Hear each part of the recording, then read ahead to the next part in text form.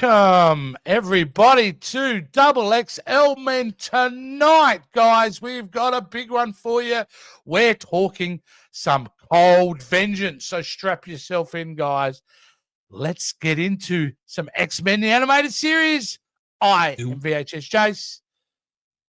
Do we really consider this one a big one? I mean,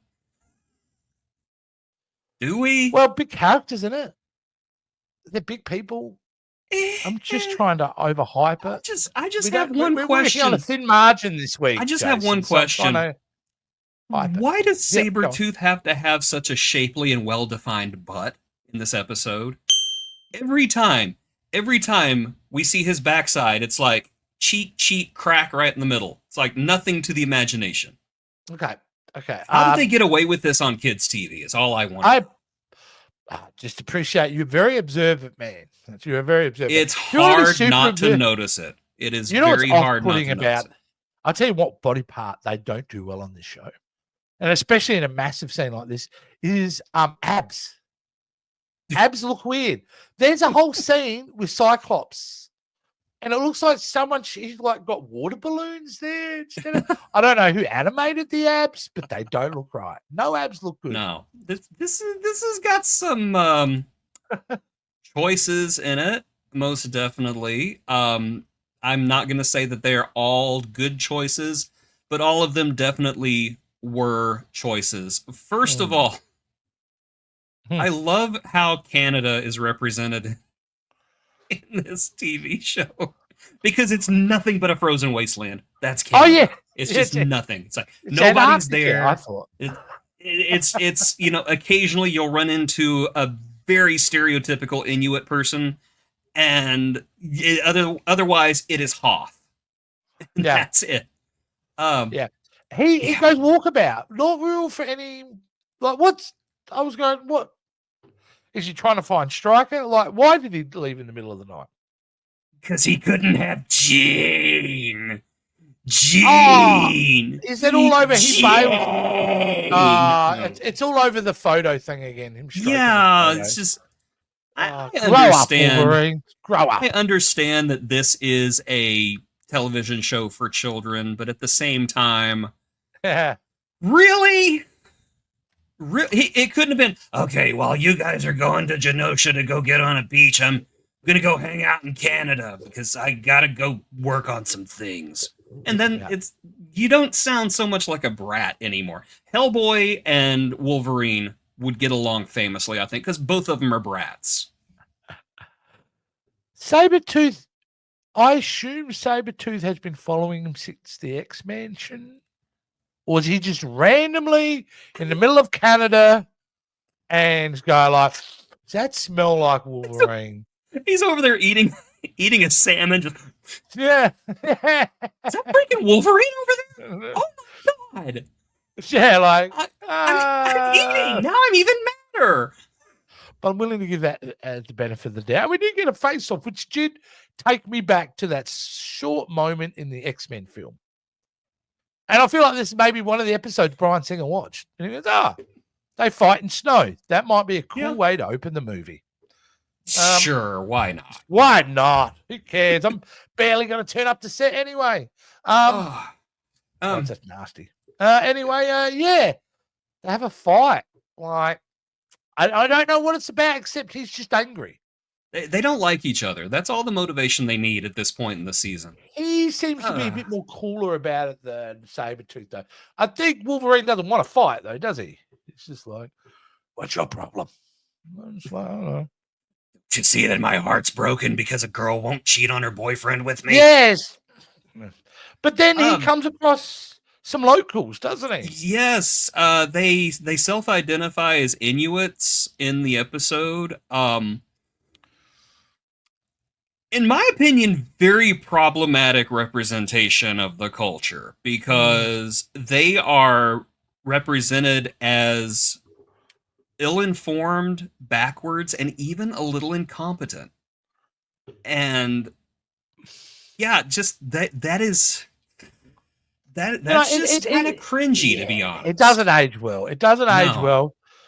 But I do feel in its defense there were good intentions at that period. I Because agree. to see them even referenced as a term Inuit on any television at that period is unique. And not use the ice cream word, yes. Yeah, and not use the It always gave me an ice cream headache too, those things. But they are delicious, yes. They are delicious. Either Yes. way, yeah, I mean, they are trying to be progressive, but in their attempt to be progressive, they became kind of offensive as time has gone on. I did laugh out loud at one point because near the beginning of the episode, whenever they bring Wolverine in, and he's like, "You must rest because you have been out in the snow," and he goes, "I'm okay, bub," and he gets up and he's like all ripped and he starts putting on a superhero outfit, right? And he's like, "I've never seen anybody recover from the snow this quickly." He goes, "I'm a mutant. I heal fast." And then later, he pops his claws in front of one of the Inuit men, and they go, "You really are a mutant." Okay. Were you not paying attention, my friend? I just you just assumed he was lying about it. I guess. I mean, really, yeah, sure. You're literally wearing a superhero costume with a big X on it, and you healed from the snow before anybody else could, but I didn't believe you were a mutant until freaking claws came out of your hands. I don't know why. Anyone rocking that type of haircut is a dead giveaway in my mind. They really do have terrible haircuts in this series. They all do, kind of thing. You Except know what Storm. this is too? Except This Storm. is the Storm looks series amazing. of a cow without a top. Because like Cyclops has the cow, but no top. And then Gambit has the cow, no top. Like apparently going over your head with the cow is a no-no. Was it not just the most wonderful thing in the world when Storm, Gambit, and Jubilee all go undercover to Genosha, and they're in the airport, and Storm is looking absolutely fabulous in her civilian clothes, and Jubilee looks like a regular old kid. Here comes Gambit. Full superhero costumes. Gambit don't wear no regular clothes. This is Gambit's regular clothes. Oh my gosh, why does this guy suck so bad? Make any effort to this mission at all? It's like, can you take it? Can you at least take off your little head thing, that weird head thing that you wear? The thing that has absolutely no use whatsoever. What does it do? Does it keep your ears warm? What's the deal? Yeah. Of course, Cyclops being extra douchey in this episode. Oh my gosh. Yeah. He is. And even I said, even before this scene, that big group meeting where they decide that, hey, maybe you should go check it out. Yeah. I mean, it's even like Professor X seems dumb. In that moment. He's stupid in this episode. I loved this scene because to me it showcased everybody's worst traits. Because Scott is an insecure leader who yells at people if he doesn't get his way. Yeah. He's if you don't like this, Gambit, then you can just leave. We don't need you, And then Professor X wheels himself at, "What's going on, Scott? He thinks we should go on a vacation." Oh, I think that's a wonderful idea. And I do too. We should go on that vacation, Gambit. Why didn't you want to go? Well, it's just like, is anybody doing any geopolitical research in this team? Like, is anyone kind of reading the papers or anything? I mean, I think Genosha will be a very safe place to visit and will be forever. It is sending the Christians into the lions, basically, at this point.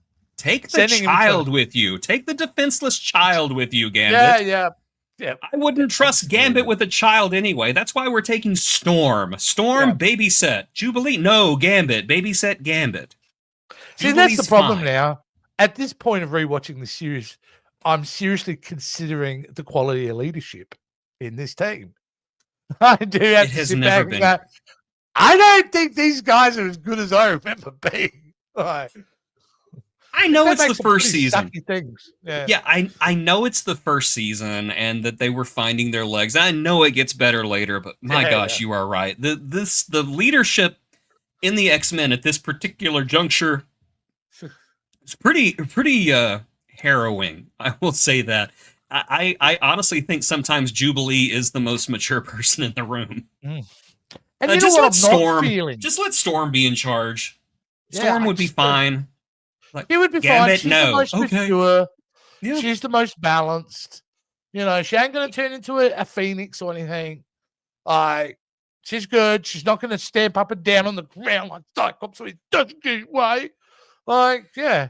You know, she's sitting there in a corner during one of these meetings, just being very quiet, and her, and Professor can hear her thoughts the whole time, going, "I should be in charge.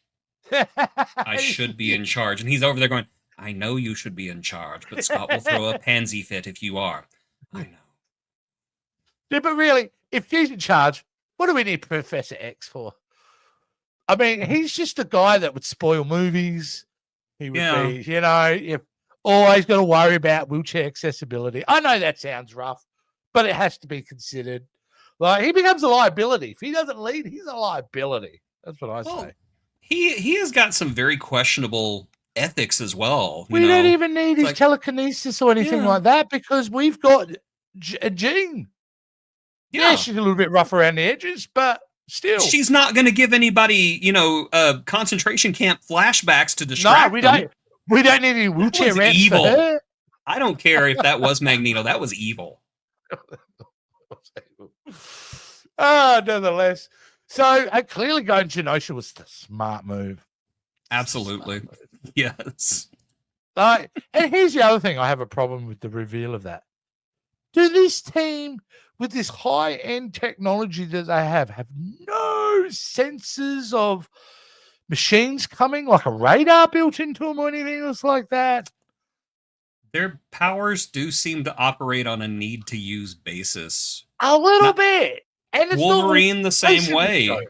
Wolverine's the same way. They even had to throw in a Wolverine, I shouldn't have been able to sneak up on you like that. I know. Well, I don't know what's going on.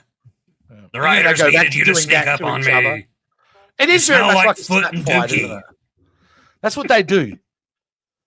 Yeah. That's essentially. Because even in the fights, I feel like we're bitching on this now. I'm watching the fight and going, how do they get around not stabbing people in the series? Because that's his thing. Yeah. We should be seeing far more knives going into people's chests and torso, and we never see it once in the show. Okay, well, it's a lot of throwing. It's a lot of throwing. A shapely, perfectly sculpted buttocks area is fine, but stabbing someone, that's taking it too far. When that's your main way of attacking people. Exactly. You've got big knives. Yeah, I love the character of Wolverine, but we do have a note here. He cannot stab anyone. At all. Can he does in 97. Can he get mad if a woman won't cheat on her boyfriend with him? Oh, yeah, totally.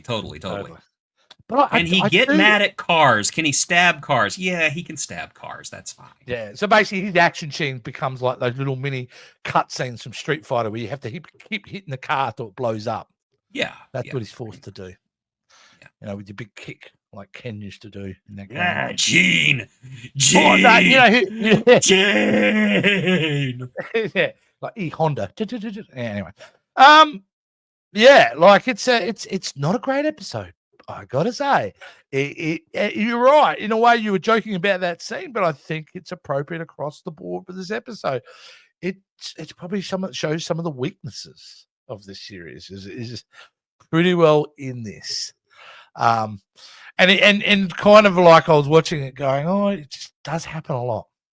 It happens a lot throughout the series that they get surprised by big metal things. So they all need who doesn't every once in a while? But you know what I mean? They never seem to sense. You're right. They're horrible. Wolverine's one of his, even though he's not there, but he smells. Right? He's saying he could smell them a mile away. Yeah. But he doesn't smell out. 10 feet, depending on who's writing the episode. And that's right, because there's no sense of Sabretooth, is there, at all? He is surprised. Twice, I think, by Sabretooth. I know that they were finding their feet here, but I almost feel like they were telling some of these stories because they felt like they were under an obligation to do so. We have to have Wolverine pining for Jean. We have to have Wolverine fighting Sabretooth. But at this point, we really don't know who these characters are, and the writers really don't know who they are either. And so their motivations are very surface level. I Yeah. feel this way because the script says so. I'm doing this because the script says so. Yeah. No, there's really no sense in these characters becoming motivated people, I guess. And I know we see that later. I do know we see that Yeah. later, and I can already feel the people in the comments going just. But I'm Yeah. just saying, right now, it's not good. Well, It's it just has not to good. be. And the thing is, I think most of us, Jason, there's a lot of people that have fond memories of this series, just like us. There's Oh actually yeah, not many of us that have recently decided to go back and no, really because look at it. who needed to? We had X-Men '97, and it was awesome. That's right. So we decided to go back and have a look at a series which is 30 years old. Yeah, you've got to call it how you see it, where some Yeah, things work and some things didn't. I mean, the show, like everything that we review with animated, the good shows don't show. Like Avatar, you never get a sense of when that show was made. You never get a sense of it. Like it's just, yeah, it's timeless. This show, it smacks of the 90s. It it's is very much a product of its time. Yes, and that includes the storytelling beats that they yes. do and the way they approach characters and cultures and things like that. It is so TV writer 90s type of style. So yeah, mate, that's what we do. If we call it, we go, Wolverine, you were crap in this episode. We don't trust the leadership anymore. And somebody call child services because I'm afraid for Jubilee's safety in the long term. That's where I'm at. Do we ever see Jubilee's parents again? I don't think we do. Yeah, they're like, thank God. Yeah, But they out got of all into an the, RV and split. yeah, but out of all the like kids to have that had mutant powers, I think they lucked out, right? Yeah, she I just would have been like, drives a "You're piece that of nowhere electronic lady, equipment you're every once in a while. Yeah, that's about it. yeah, like she wasn't that bad. No, Be better than having, Rogue. Like, remember that Rogue couldn't even kiss a oh toy, yeah, and he nearly died. Nearly goodness. died. Rogue Anyway, wasn't even in this episode, was she? no, but Rogue, animated Rogue in this series, when they do the film, and we know that Secret Avengers War, the film, is going to reboot the MCU that came out this week. Kevin came out and said it personally. And the cast of the X-Men film, which Kevin said personally, will be younger, on the younger side, like early 20s and all that. Rogue has to be Rogue. I'm sorry, Yeah. but we need the anim. And knowing that Kevin Feige loves the animated series, I think we're going to get mostly that on screen. So I think Rogue will be pretty well applicably Rogue and Gambit, and they'll all look the thing, except for Cyclops, because I do believe it's in the budget to get a full cow for Cyclops. Let's do it. Let's go full comic accurate. Yes. And I was trying to think of the run. Do you know the run? It's famous. What do I feel like saying? John Byrne? Chris Claremont, I think. Is that when we got the classic Cyclops? I think so. I could be wrong. I'm sure if I am, somebody will correct me, but I think so. Yeah, because his comic book runs early 70s, right? Because it took a break, didn't it? It ran, it took a break, and they come back with this. Like, he's the reason we've got Wolverine and most of the characters that we enjoy now. Like Beast, like Hairless Beast from the original. He had a full cow, but he looked weird. He just looked like that. Weird. He looks like that uncle that nobody talked about. And lived out the back. That Beast looked like. But yeah, either way. But yeah, I don't actually think this series in my memory now really gets good till season 3. So I think we're going to be for a few more rough episodes, Jace. But I have so much fun with the series. I'm happy to continue to take the ride. Well, you can't have sunshine without rain. That's true. And the next episode, which is called The Unstoppable Juggernaut, I'm thinking it might be about Juggernaut. I'm thinking another meme episode. I'm the Juggernaut, bitch. Yeah, I don't think they say it in the animated series, but how can they said it in the movie though? Character, yeah, how can you ever do that character now because it was said in such a way in that movie? Kind of got to keep it in everything, I was like with James Gunn, the little thing about, because I've seen the Superman movie way too much. He uses the Superman font. Yep. No big deal about it, but I noticed it. Yeah. I loved it. I don't mind that. And I didn't mind using the John Williams. I think there are times it grinded on me, to be honest with you. But yeah. No. But the other that touches. movie. The slow electric guitar version. Bam, bam, like, look, come on. I get it. Let's move on. Do your own theme. Bring me more Guy Gardner. And bring me more X-Men, double XXL Men. When we see you next time, we'll be talking about Unstoppable Juggernaut. But Jason, in the meantime, we have a plethora of really fun episodes already in the bank for this show. Yes. It is something that we've adored, and we talked about X-Men 97. We talked about the whole darn series, which you can find on this channel.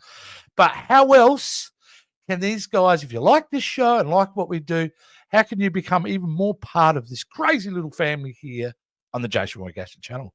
My friends, my fellow mutants, please check the video description below to find a link to our Patreon. There you can support us for as little as $5 a month, or you can head on over to our channel main page and become a YouTube channel member. Either way, you get these episodes early, and you can request things. Now, we're going to do these episodes in order, so don't say, oh, can you do this episode from season 6? No, you have to wait. But for example, the VHS Vault or the Power of J-Skull or anything like that, you want to request things on there, we're all for it. Absolutely. So yes. Brilliant. Give us money. Excellent. All right. Well, I'm not going to argue with that. Thank you guys for watching, and we'll see you next time on Double XL Men.